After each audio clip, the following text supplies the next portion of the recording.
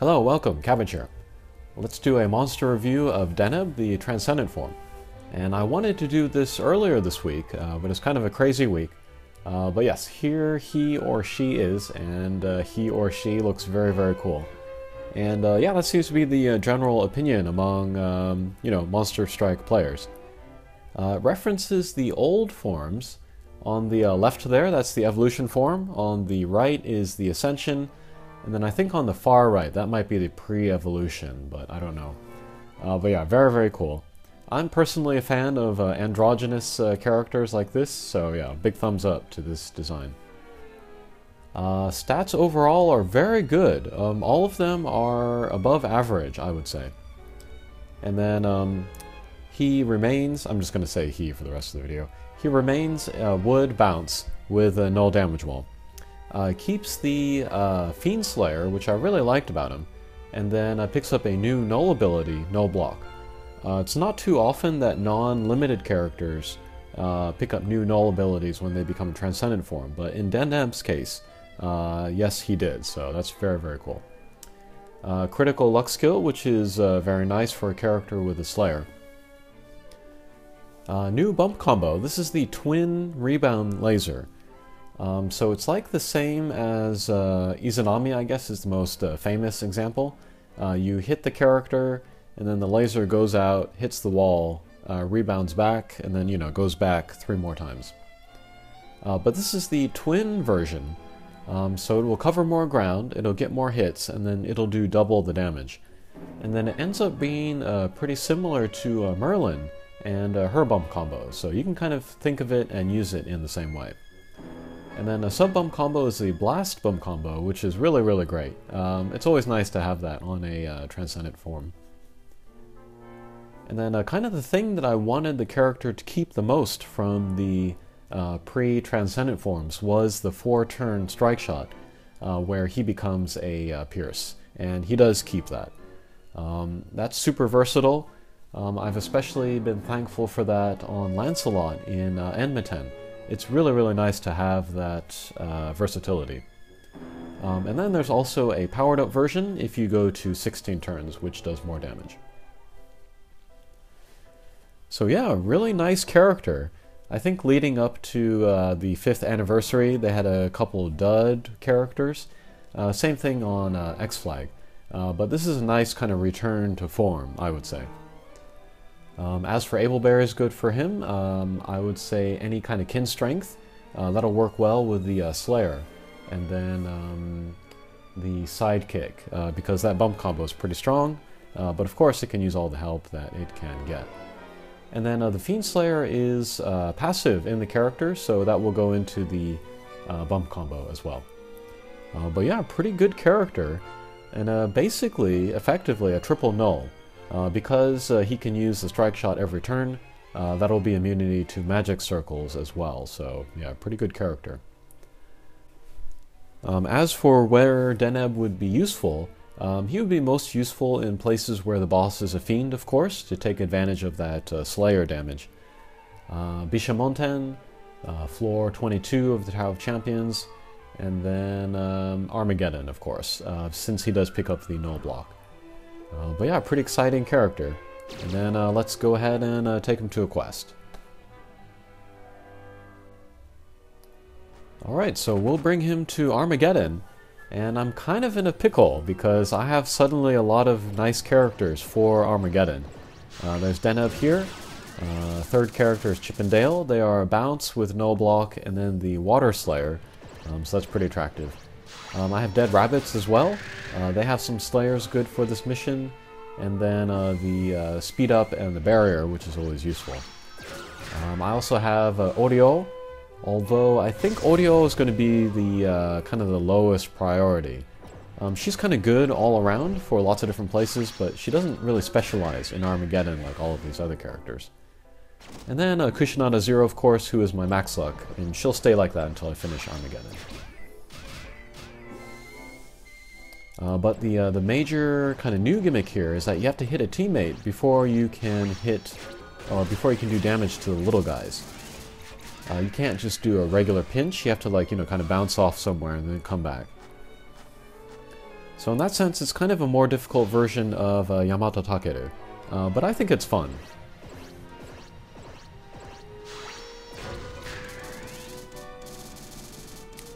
So there's the boss of Armageddon.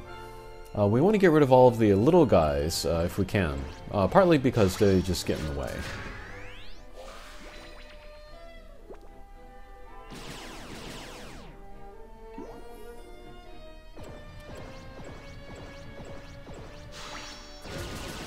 And then bump combos are not going to do a lot of damage on this mission, so we're not going to get a real good sense of how strong the rebound twin laser is, but yeah, there's that Slayer damage. That's pretty good.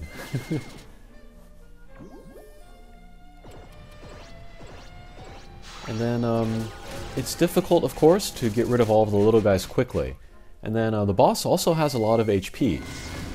So, you know, you can be taken down by the attacks from the little guys. But it's also very likely that even when you get the boss alone, you just won't be able to do enough damage to take down the boss in time. And then that is where Deneb's Slayer plus Pierce comes into play. They recommend some Pierce characters for this mission. There are lots and lots of chances to pinch. So then you want to use bounce characters. But when the boss is alone, Pierce characters are going to do more damage. So that's why they recommend to bring like King or people like that. So when you're taking down little guys, you can use Deneb as a bounce, and then when the boss is alone, then you can maybe think about using him as a pierce in order to do the concentrated damage on the boss.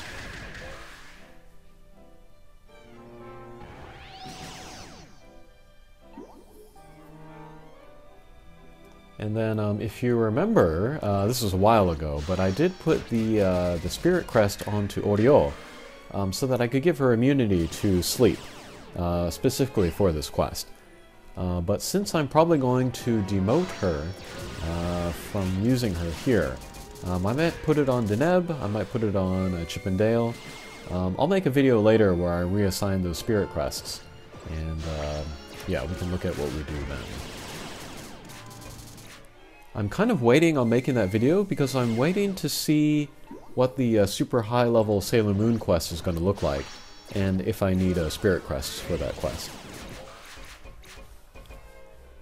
I remember before, I think it was Gintama. It was useful to have the Healing Wall Master there, so I think I moved my Spirit Crest then. That might be the case again for this Sailor Moon collaboration, so I'll wait.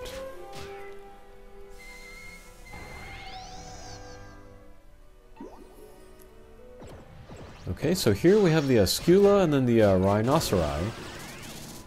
On this stage, Dead Rabbits, the Slayer works on everybody, I think, so that's a good reason to use them. Okay, nice damage there. The bump combo might have gotten a boost from, you know, hitting Dead Rabbits and then hitting the Blast Bump combo. But still, you can't really rely on bump combos on this mission for damage.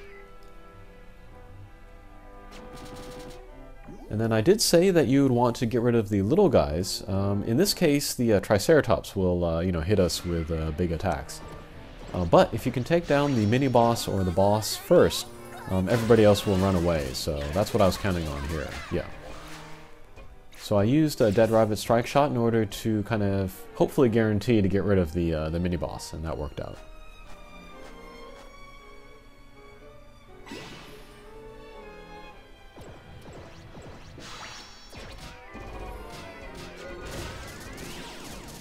Okay, so everybody's pretty close together here, which is nice, because that makes it easy to hit my teammates and get that power up.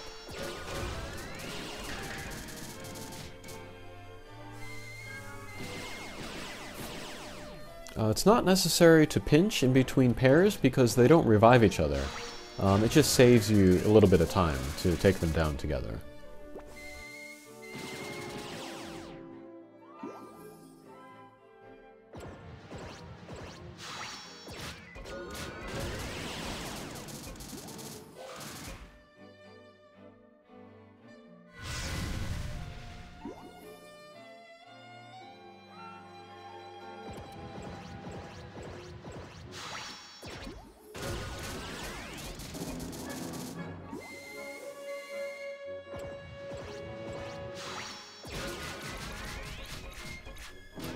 And then with Armageddon, it can be a little difficult to tell like how big his sprite is.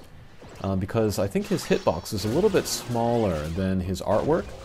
But if you pay attention to the weak point, and then kind of keep in mind that that is along the outer rim of that hitbox, then you can kind of kind of guess where that hitbox is going to be. Okay, first boss stage. This is one of the more difficult stages in the mission, I believe. Just because there are the 4 guys which can do lots of damage to you. So I will use strike shots here if I need to.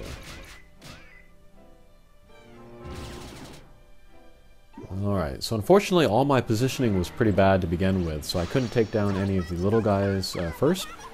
So let's use Chippendale's meteor strike shot and see how many guys we can take down. Okay, we took down 3 of the 4, that is awesome. And then, yeah, there's a chance to stun as well, so yeah, pretty good strike shot there. Chippendale are definitely a candidate to keep using them in this mission.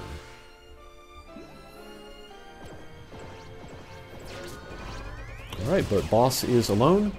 I missed the gauge on Kushinada 0 because the gauge is a little bit faster than a Hatcher monster.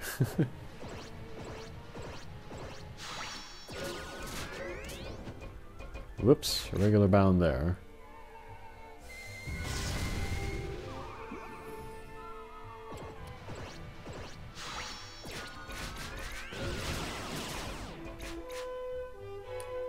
Yeah, there, if we can hit like Kushinada 0, and then wake her up, and then also get the attack buff. That's kind of an ideal use of 1 turn. And then best damage is in the weak point, of course, but even if we can't get to it, it's still worth hitting the boss. We can get a little bit of damage in there.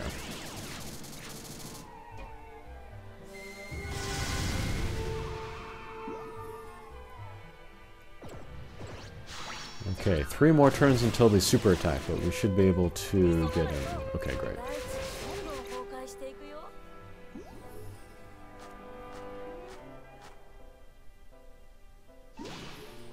Okay, second boss stage. This is not nearly as difficult as the first boss stage, because these little guys don't have like 1-hit KO attacks.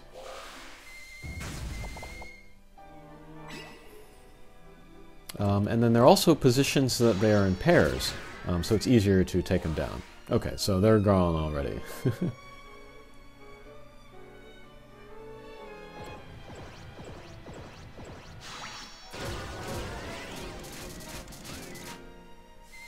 Okay, a little bit of damage there. And then here, just for fun, let's use a Deneb strike shot. We're almost lined up to the weak point. So we'll become a Pierce, we'll do a slight angle down. Oof. Okay, very nice damage. That's that Slayer coming into play. And yeah, I would save that strike shot as much as possible for when you're alone with the boss.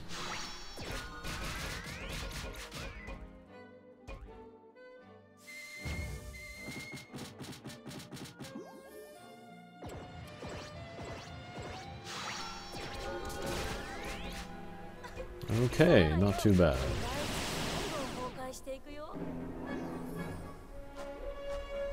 Alright, last stage. A lot of players, they like to bring a Meteor Strike Shot to use on these bottom guys. I don't feel like it's super necessary though. Just try to get rid of all the, especially the 2 Skulas as quickly as possible, because they will summon other guys.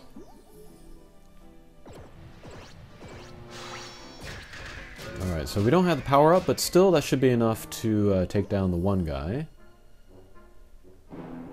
And then this is bad positioning, because we have to hit a teammate before we can do damage on the guys.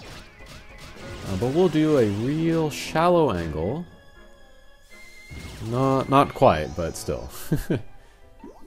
Alright, that's why we want to get rid of the Skula, so that we can stop that summoning.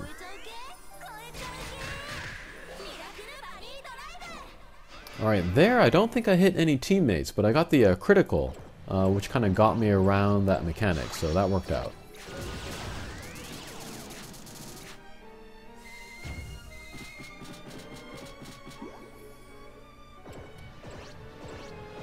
Let's see if we can get rid of the Skula before he summons another guy. Okay, great.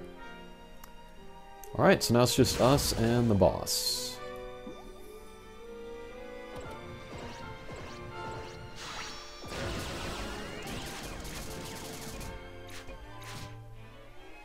Okay, we will cross the threshold.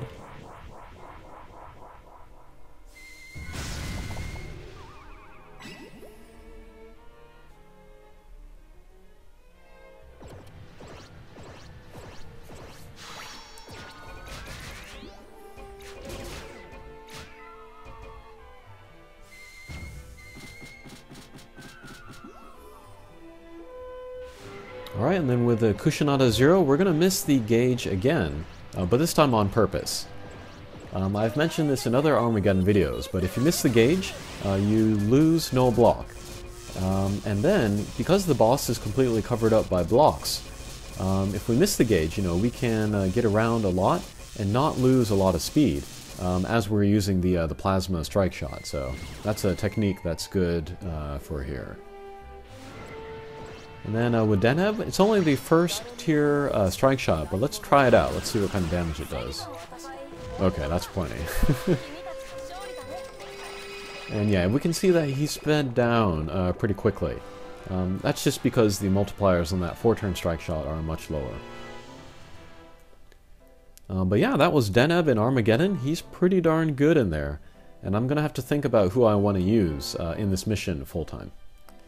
Okay, hopefully you have Deneb, and hopefully you enjoy that. Thanks for watching, and we'll see you again. Take care.